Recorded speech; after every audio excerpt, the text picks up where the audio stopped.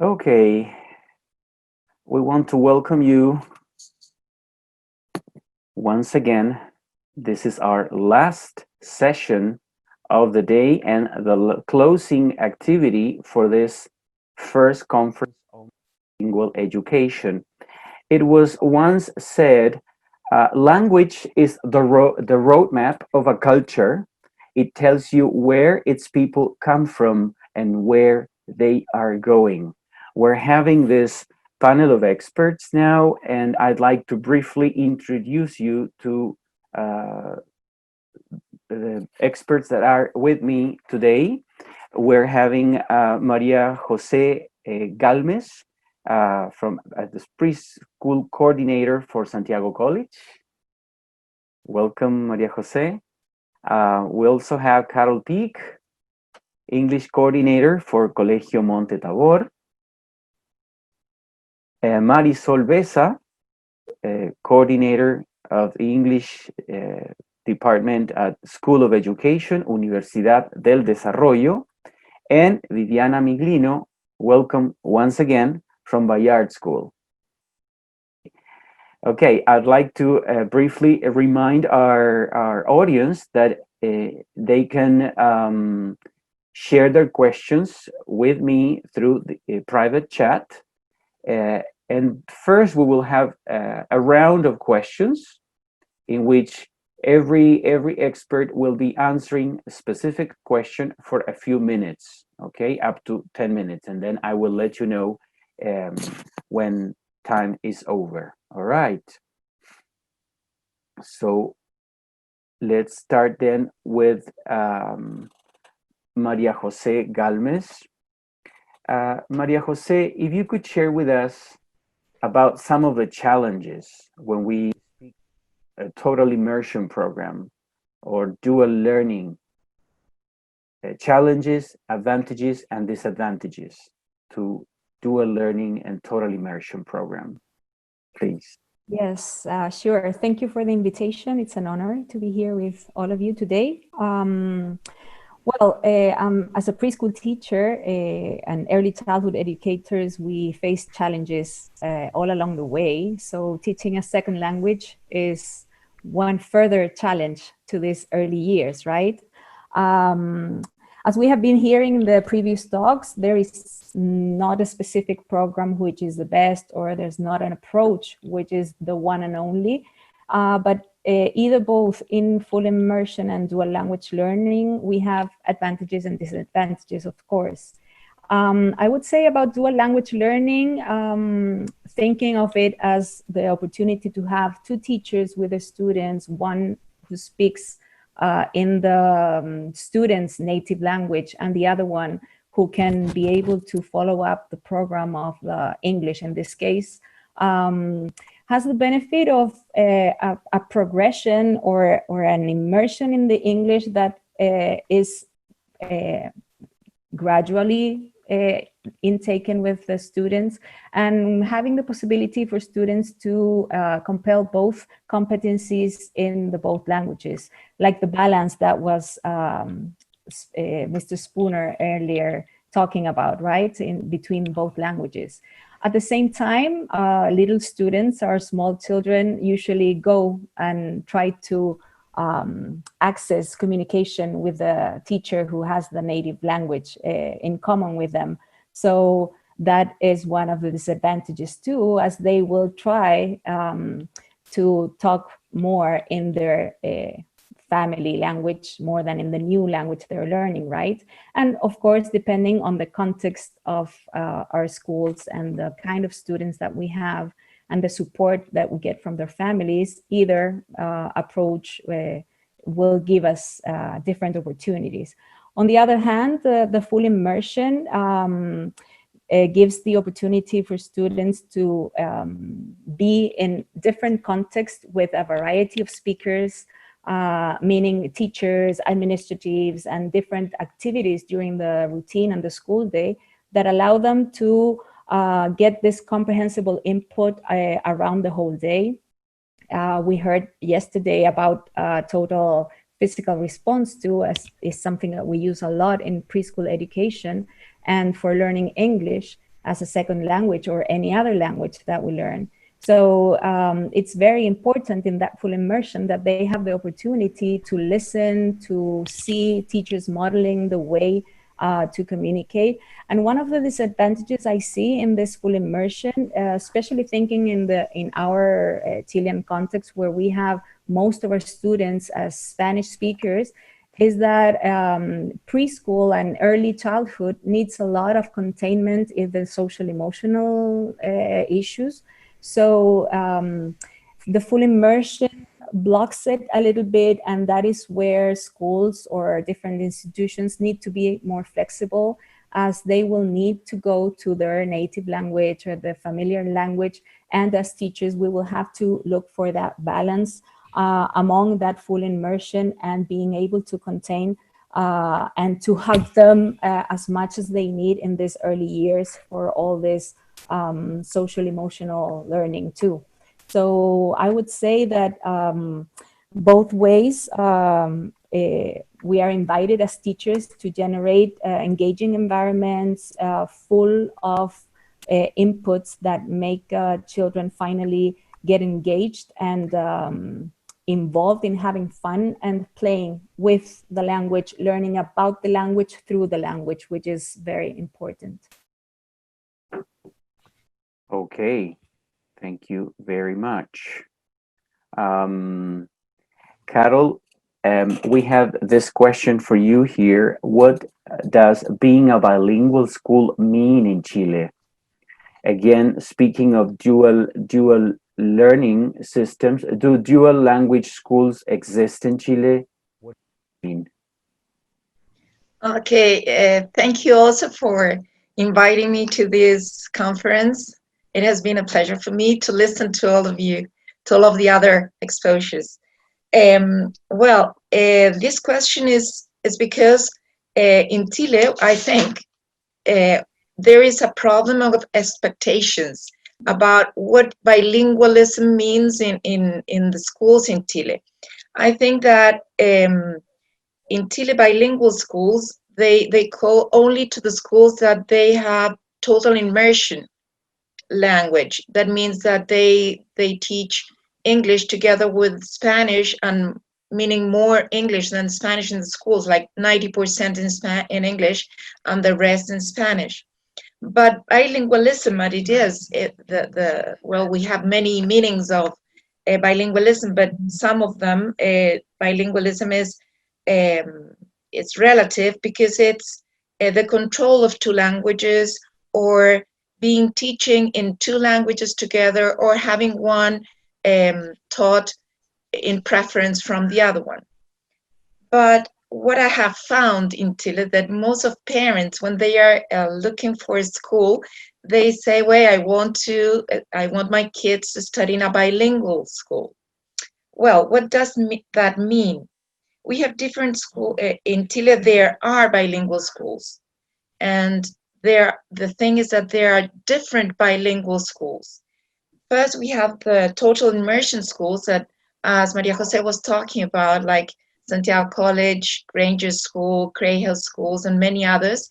Yes, that they teach almost 90% of the teaching is done in English, and the goal of these schools is having students. The profile of their students is having their IB, yes, the IB exam, and also maybe a level of English of a C1 level, maybe. Yes, and so we have those that have total immersion. I think that is, for me, is one of the best way of learning English and acquiring the language.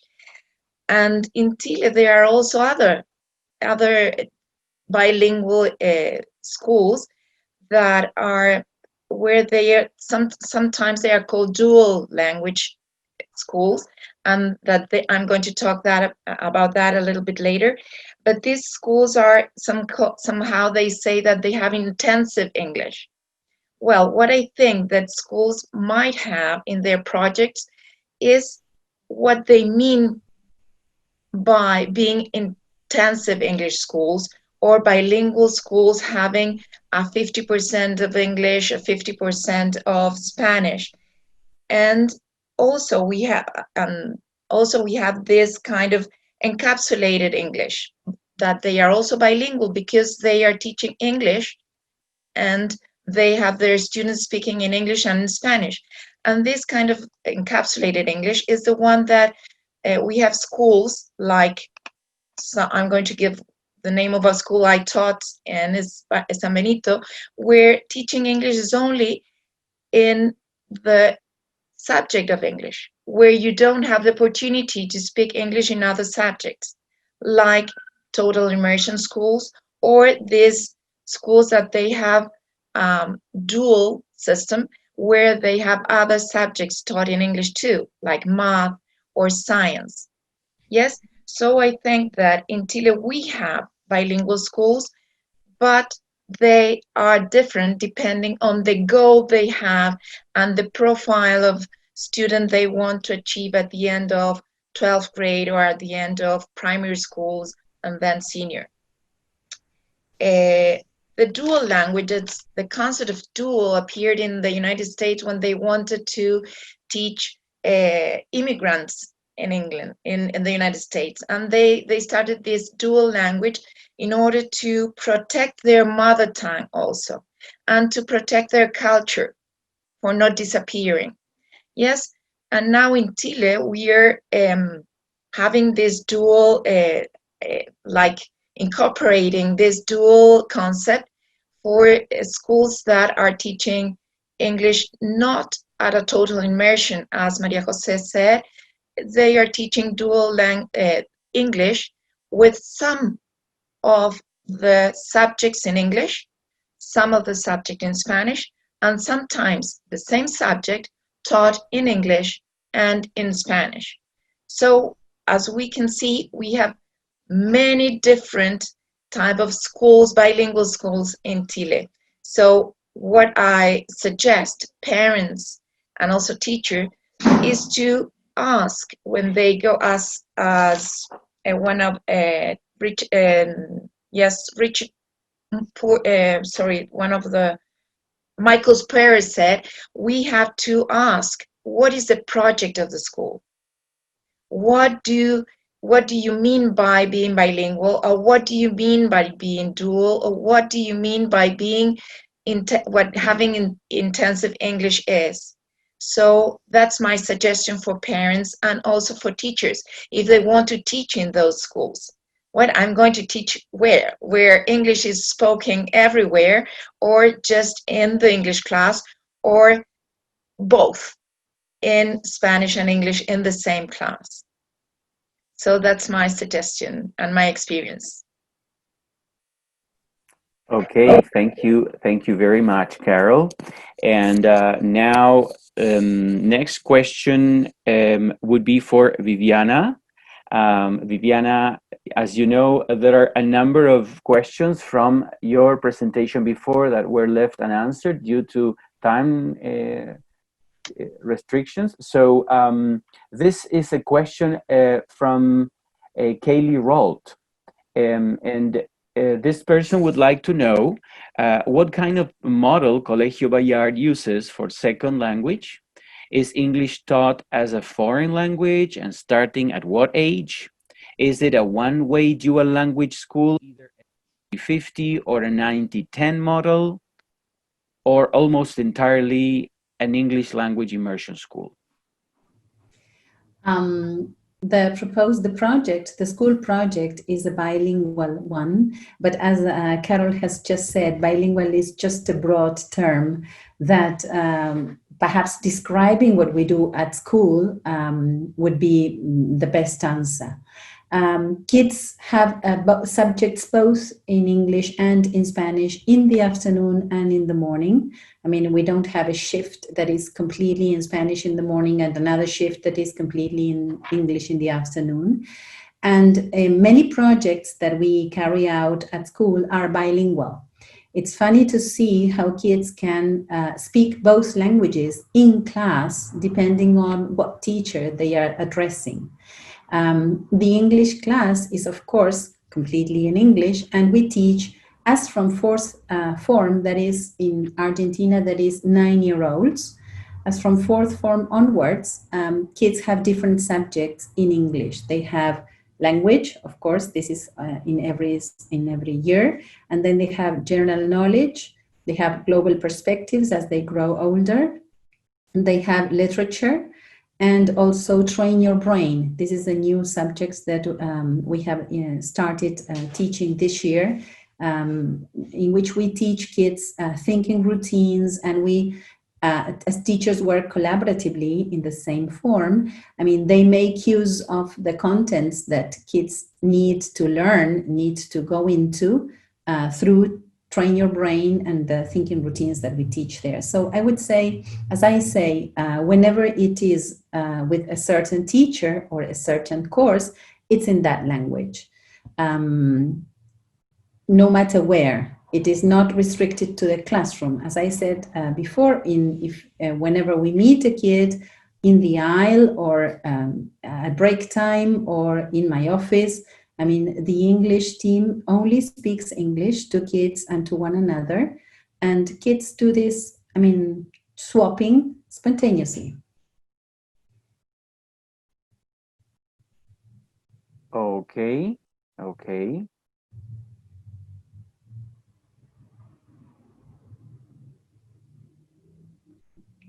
Okay, so I have another question for you because you're within the time limit, or so we can I can ask you here again for Viviana. Speaking of teacher planning, this is from Matias Juarez. I wonder if in the teacher planning selection, is there any follow-up in their level of English? Is it important to do so? Yes, for sure. Well, teacher recruitment is a very important stage in the process of walking along the way with a teacher.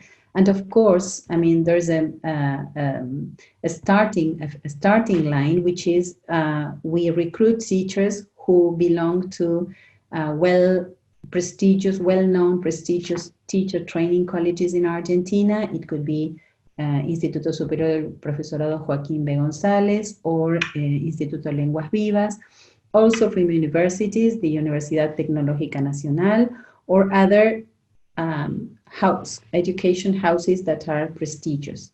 We normally recruit teachers who are already graduates or advanced students of English, but they should have taken their methodology courses already. So this is the starting point. Of course, this depends on what position the teacher has to cover. It's not the same to recruit a helper for a first cycle class than a head teacher, say, for seventh form.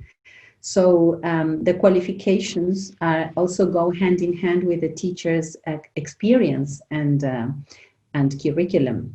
Of course, this is only the beginning. Once the teacher is incorporated, once the teacher is recruited, the training starts into all our pedagogical practices. We teach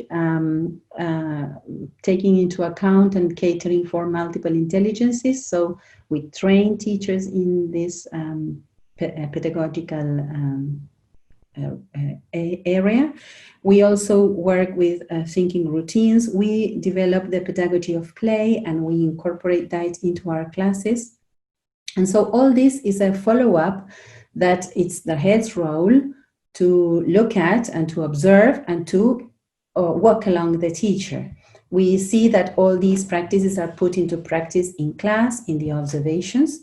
And then if the teacher feels that they need more training, we also can provide external courses for them to take. The school, this is always on the school. We are also ESARP members, so whenever there are interesting courses for the different teachers, for the different fields that they are teaching, we recommend they follow and they take those courses. So in a way, the starting line, the beginning of the process is a graduate or about to graduate teacher or translator, depending on, again, their career. There are many translators in Argentina who are devoted to teaching. So if the professional is a translator but has enough experience in the field of primary school teaching, they are also considered. Again, it depends on the position that you need to cover, but the more experience this teacher has had in the form you need to cover, the better. And we also take into account, of course, personal traits, because sometimes we know that the position should be filled by somebody who is more lenient or more strict, depending on the need of the class. And when all these considerations are taken into account. But yes, I would say that teacher planning is a strategic planning. When you plan your team, you need who needs to go where and what kind of candidate, what type of candidate you need for each position, and you look for that specifically. Okay, that was very, very clear. And now next question goes to Marisol. Marisol Besa from Universidad del Desarrollo. Marisol, what is the role of bilingual education in the development of critical thinking? Antonella Sorace, in yesterday's presentation, gave us an elaborate answer in terms of the impact learning a second language or a third language may have in brain development, but you may now give us more details into the effects this causes within or into critical thinking.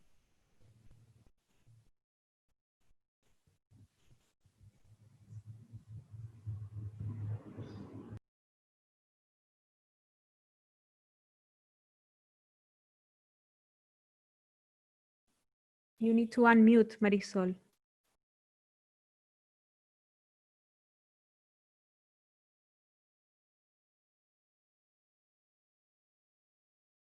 Okay, there, you can listen to me? Okay, Yes. thank you. Yes. Yes, in fact, yes, Antonella yesterday gave us information about how bilingual education impacts critical thinking. In my experience, it is, and it was also mentioned yesterday by Daryl Abbey at some point, it has been very, not being an expert in critical thinking, but in language learning, it makes you look back at what your experience, my experience has shown me.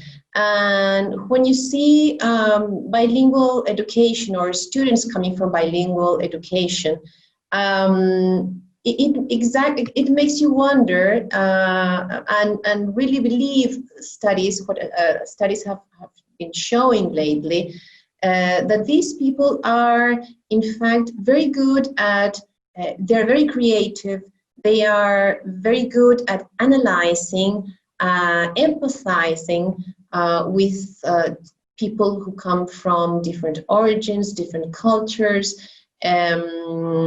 They are people who are very reflective. They're always looking and seeking for information, reliable information to compare with their own beliefs. They are not biased by prejudices. They are very careful about who they're talking to and how they relate to that person. They listen, they're very humble, I would say, respectful with differences, and that is something that has always called my attention.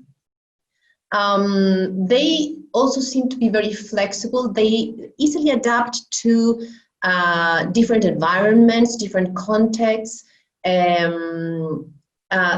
are careful, though, as not to give their opinion at the beginning, but they are flexible in all ways.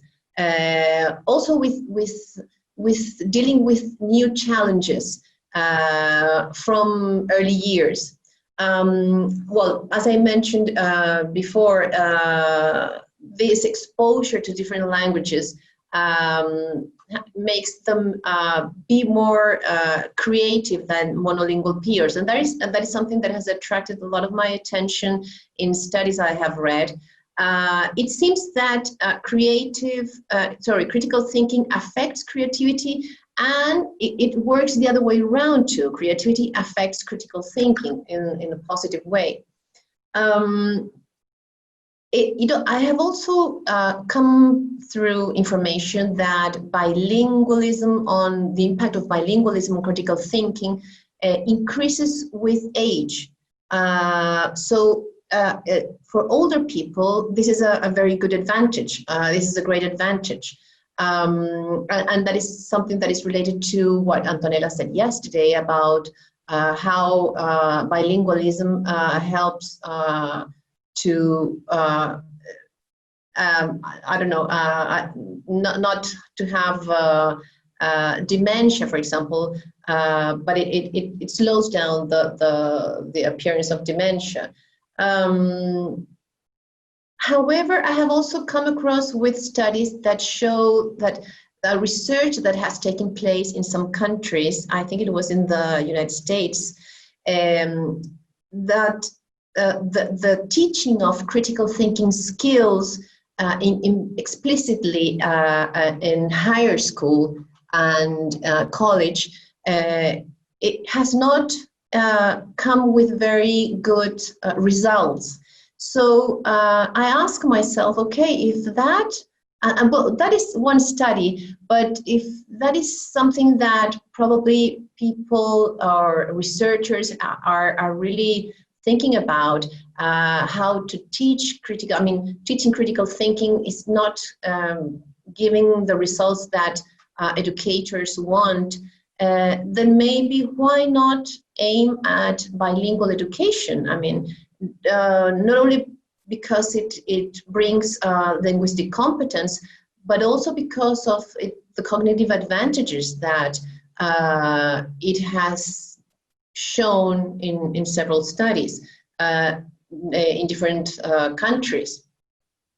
And that is something that I don't know, I always think, I believe in bilingual education very much. It really opens minds. People are opened to different ideas. They are curious about learning. And if we think about the 21st century citizens, as that we as educators want to teach, we really want people to embrace these things, to have these skills, to develop these skills, because I think this is the only way that we can come together and really become a better society, a better world for everybody, more tolerant, more able, with a disposition to listen more than just to be listened, collaborating, giving ideas, being creative, innovative, and so I think that bilingual education has a lot to give, that not only in terms of linguistic competences, but it has a lot more to give, a lot more to offer. And I was interested, it was very interesting what Michael Spooner mentioned at some point, that how bilingual school, where he was working in Mexico, I think, that there was no much research at the time that school was founded and they started with bilingual education. And it was really the way it was before. I mean, there was no research, and however, the time has shown that these kids not only have this bilingual competence, but they have other things that are really worth giving time to teaching and researching. I really encourage even teachers to research in their own environment, in their own bilingual or dual context, dual language context, to research. I mean, what is it that you see that it's different, that you that calls your attention, that surprises you about your students studying in these environments? Okay, thank you, Marisol. We have quite a few questions here, so I'd like to go now. I'll read the questions to the panel, and then you would probably pick one and say, I'll go for that. We have Marcela Lafourcade asking, how do you deal with differentiation in your bilingual/dual classroom? One of you who would like to pick that one up and go for it. Can I go? Sure, with a little Maria Jose. Yeah. That's a very good and important question, especially thinking in the little ones. Differentiation is essential, and it is part of the planning. There's nothing to leave at random in that, as we need to have a very formal intention on how we're going to be scaffolding our students, because some of them come from contexts where they have family members or resources at home where they can support their bilingual learning, but others come from families or cultural contexts where they don't. So we need to start moving with them into their needs and in the learning of the English where they are. We cannot expect them all to be at the same level at the same time. And in that differentiation, it's a hard challenge, but it's a beautiful challenge also. There are a lot of resources nowadays that allow teachers to find support, and that is what passions me about education and this kind of conversation, as every topic finally merges into how important it is as teachers to continue our professional development, our research, as Marisol was just saying, to work together, to share experiences, as Viviana said in the morning, because that will allow us to find the better resources for the different students that we have in class. And being it a challenge, we can do it, and finding the space for everything, trying to, if possible, make small groups to work for them, mixing after the other groups, so students which are in a lower base in their English manage to benefit from the ones that are going as high flyers. So it's a bit of the importance of planning and to look for the good and beneficial resources to support that, teachers. Okay, thank you very much. We have another question. This comes from down in south in Punta Arenas. Florencia Guzman Rossi. She says she's a teacher of English and she teaches at pre-kinder level in the British school in Punta Arenas. And even though we're not a bilingual school, we're trying to incorporate more English during the day. This is why the inquiry unit partially taught in English, and the teachers of English, this is a long question, so who are also tutors, are supposed to speak English all the time. But I would like to know, in which language do we assist the emotional needs of our children? Tantrums, frustration, and how do we deal with a child who is frustrated and is struggling for not understanding during classes? Who would like to take Viviana? Okay. That's a good one, huh? You need to unmute yourself. I'm sorry. Now, I said that perhaps we can share the answer because I'm sure that all of us may have something to say about this, but it is true that when it comes to feelings, when it comes to emotions, we need first a mother tongue. And especially with very little ones who are not yet bilingual. So this is the only, I'm thinking about our school, this is the only exception, say, that kids and teachers have and can make to use the mother tongue. When there's a lot of emotion, we ask kids first to calm down, and we even offer them the chance, would you like to discuss this in Spanish? And they normally say, yes, please, because it's a barrier. I mean, it's artificial when you don't feel that the second language is still your language, to express something that is so intimate, so personal as emotions. So in those contexts, when we are assisting emotion, when we are assisting a kid emotionally, at school at least, what we do is we talk Spanish, we let them express what they understand and what they need and what they want, and then little by little, in a kind of progressive way, we move back into the second language. Sometimes with very little ones, they need, I mean, body language is key in this respect, not only to convey meaning, but also to understand and to get the kids' responses. So if you see a sad face or a worried face, you will immediately realize that something is going wrong with the feelings in that kid. So I agree with this teacher. I mean, when it comes to dealing with emotions, mother tongue should come to the rescue. May I Thank you. add something? Sure.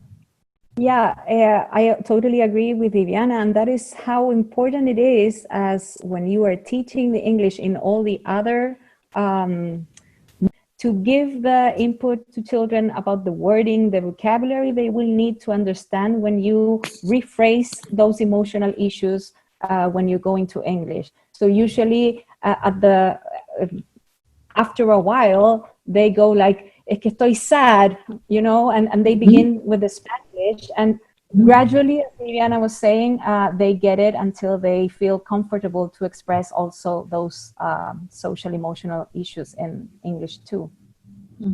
Okay, thank you very much. We have another question coming from Victor Hugo Medina. This is an interesting question too, and it's a sign of the times in Chile.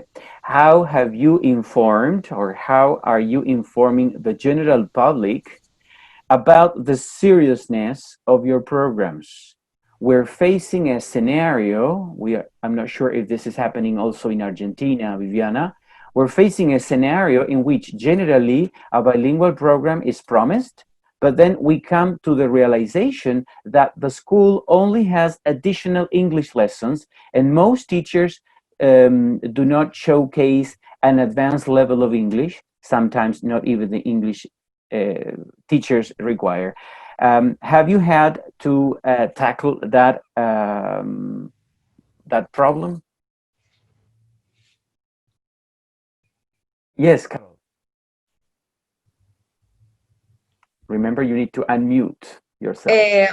Well, I would say that that's a problem here in Chile. I think that that's why I was saying that it is very important to inform parents when they come to school with what does the bilingualism in your school mean, that what is going to be the level of English your students are going to achieve.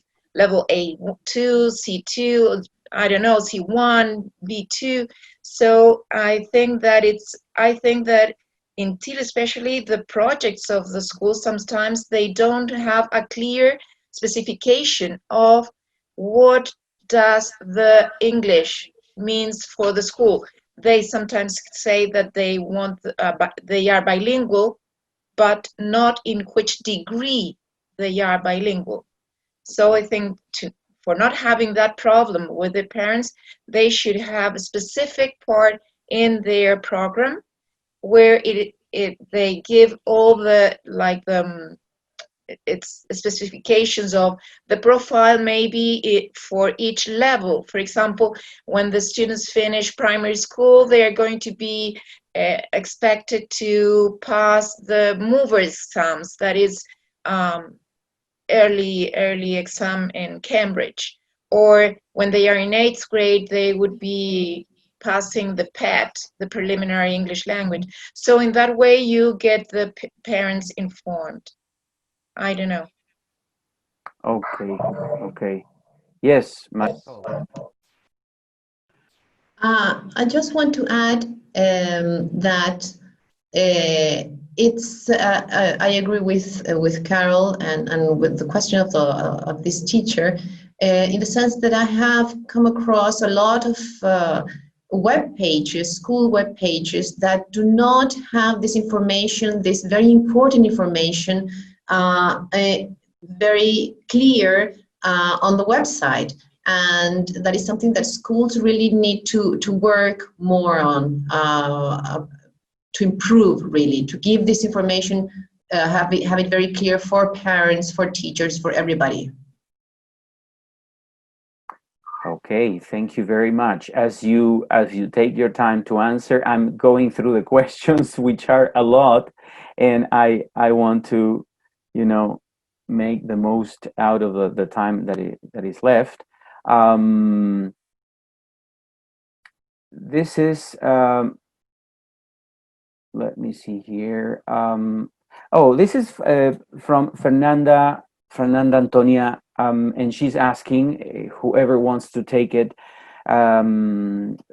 Chilean experts, are there any schools in Chile that teach the national curriculum in English, as far as you know? Carol? Yes, please. Yes, there are many schools who teach the national curriculum, in the sense that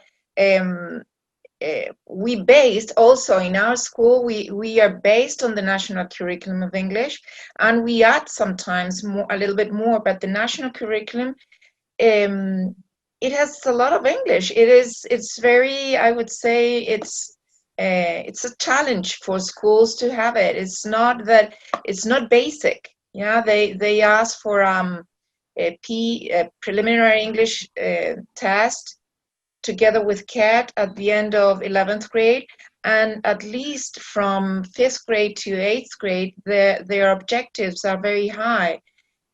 Specifically, I don't know the name of the schools, but well, I don't know names of schools, but I would tell this person that we are, as schools, we based our curriculum in the national curriculum, and we add others. We are not an IB school, as the schools who are from the English schools, like total immersion schools. Yeah, so yes, I think that the national curriculum is very good, and the programs are very good, and they have a lot to say. So it would be very good for them to see them. That was a very relevant answer then.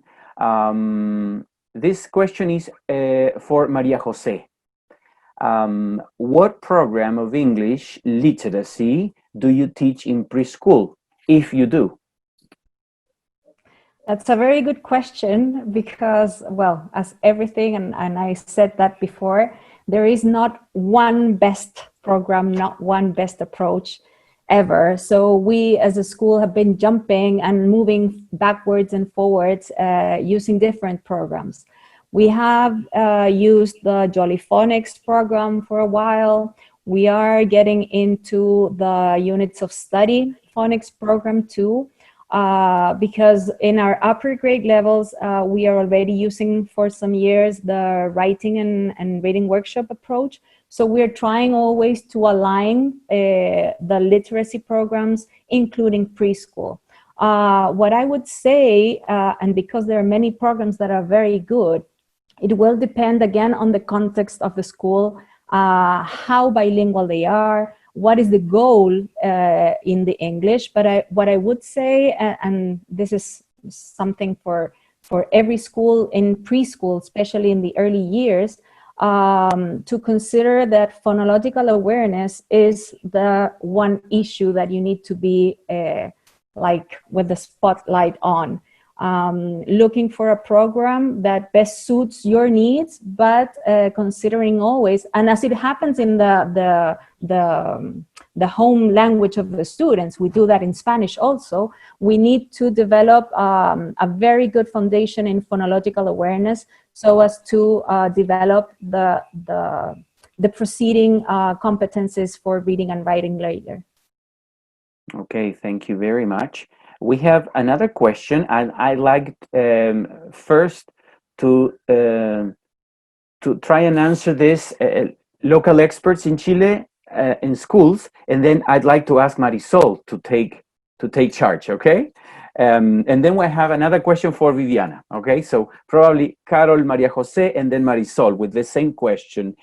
Claudia Muñoz is asking, I'd like to ask the expert what they think about the English training for teachers in Chile, especially for preschool level. First, those of you who work in schools, and then Marisol.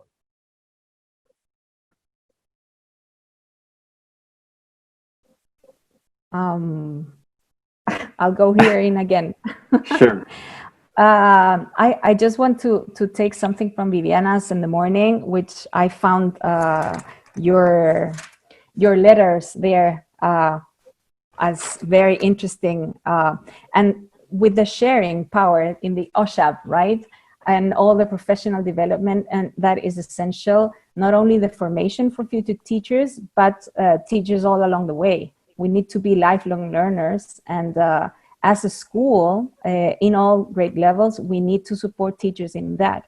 We all know education is as flexible, as dynamic as it can be. We are living a whole new situation right now in this pandemic context, so we're always needing to look forward into new things and to be open and being part of this global citizenship that we have been talking throughout the days also. So professional development is essential, always. Well, I totally agree with Maria Jose. Essential, yes, being studying all the time. And I would say that also we don't only need to be experts, or we have the expertise in the language like English. We need to be experts in English, but we also need to be experts in methodologies, in new and different approaches that are appearing now. Neuroscience, that is very important also. So to know how students learn, that sometimes is more important than how we teach, because knowing how students learn is the way we have to teach them. So I think that we have to be always learning, always investigating, as Marisol said. Okay, thank you very much. And Marisol, Mm-hmm. is there as far as preschool training is concerned, is there any challenge that universities want to take? Are you involved in some kind of challenge these days in teacher training? Well, I would say there's always a challenge of the language level, of English language level you want to achieve in your student teachers.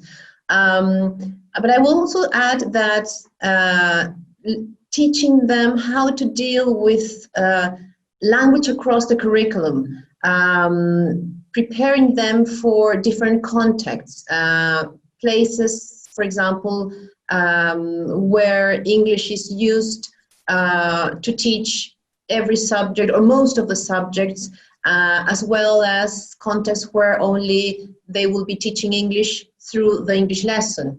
They have to be prepared for all of these contexts, for a lot of English, a little English, and also for the benefits of bilingual education. I mean, the more input you give as a teacher, opportunities to your students, the better. I mean, you are not only teaching a language, you are promoting and developing other thinking skills. I mean, you are impacting thinking skills as well.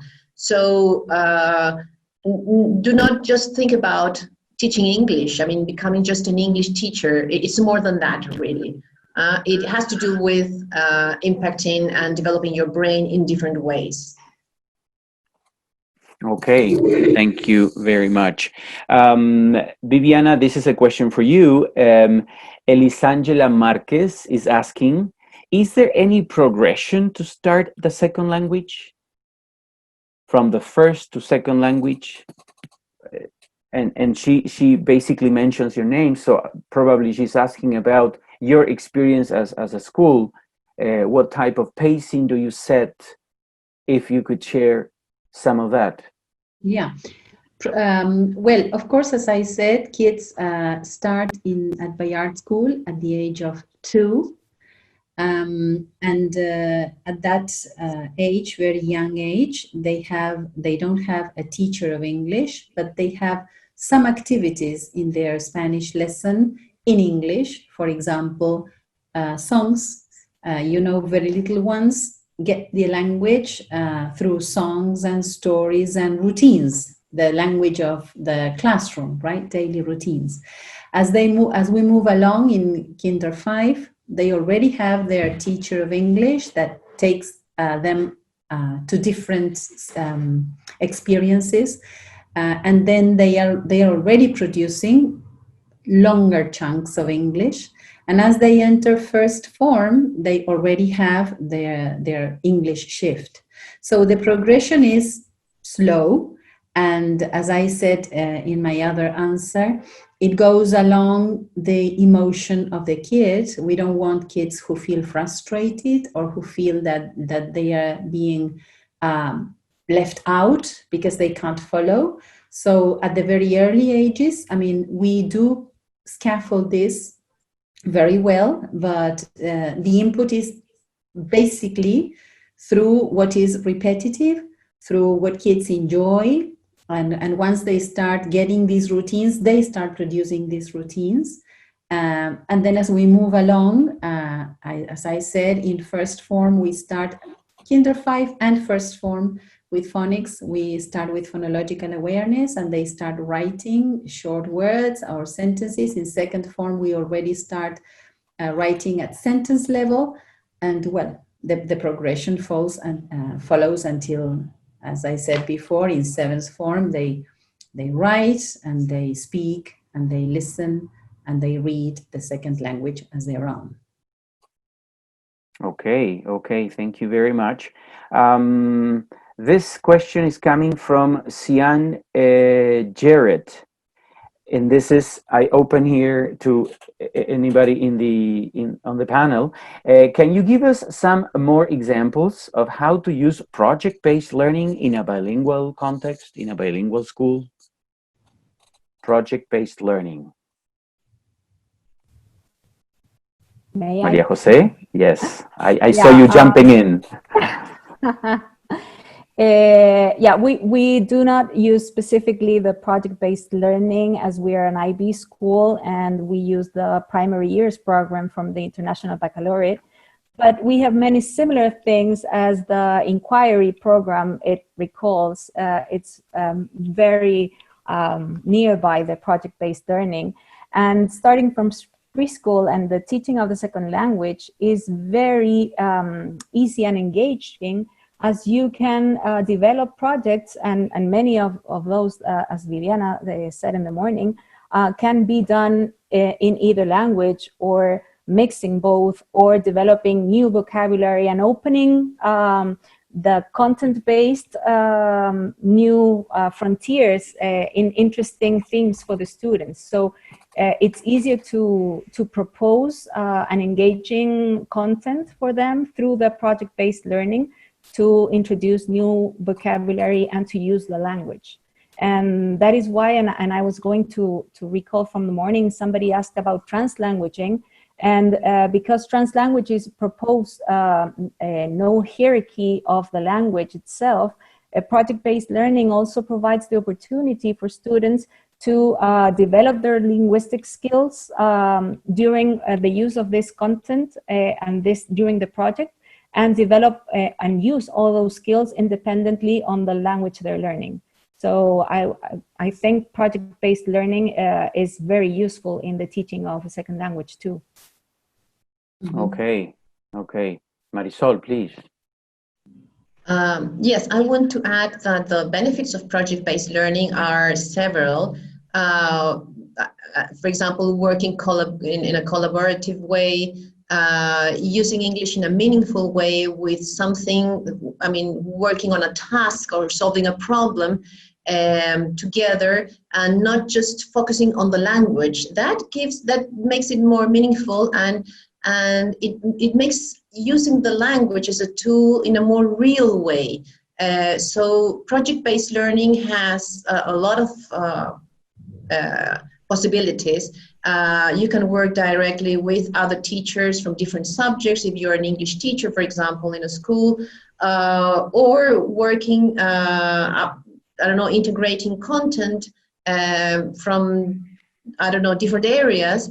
But it's very powerful because it encourages curiosity, looking for information, learning new information, learning new words.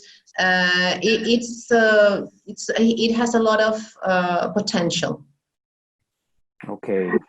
Yes, Viviana. Yeah, and I would like to add to whatever Maria Jose and Marisol have said, the fact that, and this is from our own mistakes, I'm sharing mistakes so that we all learn, that the starting point of the project should be in keeping with kids' interests. Because we have had beautiful, very appealing projects that, as we read the plans, we said, wow, this is going to be a hit. I mean, it's awesome, it's great. And then we realized it was an adult-led project. It was our interests, it was our concerns, right? It was not the kids' interests and concerns. So this curiosity, this passion, this drive that a project that is well planned, but from the point of view of the kids' interests, it guarantees should be very carefully planned in this sense. Kids' interests should be at the start. Okay, yes. And Carol? Yes, I would just add something, that interdisciplinary work is fantastic. When teachers get together and plan a project for their students, as Viviana said, it's they start asking themselves, what can we do to make our students work and be engaged in what they are doing. And interdisciplinary work is great, especially we work with science and English, and also technology, science, and math. We have worked those projects in English with the little ones. Okay, okay, very good. As the number of questions keeps coming, I mean, we keeps growing. We have many more questions, and we know we're running out of time. I'd like to set a challenge for our experts here. As you know, the conference organizers have decided to set up a couple of social media, like the Facebook fan page and Instagram account. So I would like to ask our experts, how about if we shared a couple of questions that are pending, and maybe you can help us with short answers, and in the near future we can post those for the audience to have their questions answered. Would that be okay with you? Great. Absolutely. Great. Okay, sure. So we would be opening today. We are officially opening a new section called Ask the Expert. Okay, so because we still have a lot of questions that are unanswered, and we understand that the audience, I mean, 160 people are still connected. They are, listening to what you have to say, and questions keep coming in. Time flies, and it's almost time to say goodbye. So we want to thank each of you on the panel today, Maria Jose, Carol, Marisol, Viviana. Thank you for your time once again. And Thank you. and I'd like to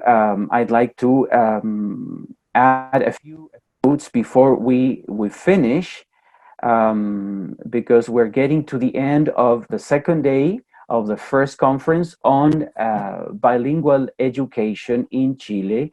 Actually, Latin America, we've had lots of people connecting from Brazil, from Argentina, and from Chile. And we have a couple of announcements to make before we finish. Please bear in mind that the main means of communication for the following week will be mailing, okay? If you have received our mails, this will be a good way to keep in touch. Why? Because now I suppose you're interested in receiving your certificates of attendance, and those will be issued within the next 7 days, okay? So please be patient. They will come in time. Another important announcement that I need to make is the fact that we are soon launching our YouTube channel for the conference, okay? And in that YouTube channel, we will be releasing the videos of the conference. So we'll keep you in the loop in relation to these new releases. As I mentioned before, we're soon starting a fan page on Facebook and an Instagram account for the bilingual conference. And we want to especially thank speakers, panel experts, and teams in the organizing institutions, okay? Connecting from the UK, from Italy, from Argentina, and from Chile. And as I said before, this is only the first conference. We hope to be back again next year. Well, it's been all a challenge. Someone said once, coming together is a beginning. Keeping together is progress, but working together is success. So we're happy that this came up as the result of 5 different institutions working together, 6 experts, 6 speakers, and 6 other experts were also willing to join in. Now, once again, thank you. We want to thank the people in the audience, okay, because you chose to come together at the conference for these 2 days. And congratulations for putting your personal and professional development as a priority, okay? So I think these are the final words, okay? And just let's keep connected in the meanwhile through mailing. And that's all we have to say. Thank you very much, okay? Thank you. All right. Thank you. Thank Okay. you. Bye. Thank you. Bye-bye. Bye-bye. Bye. Probably a few final words for the experts who are here and for the members in the organization of the event. I know that we should stay in the room, and we will kindly invite the audience to be exiting the event and the conference. But for the rest of the panel of experts and speakers, if you may remain in the room for a few minutes, that would be great, okay? For a couple of photographs that have to be made. Thank you very much.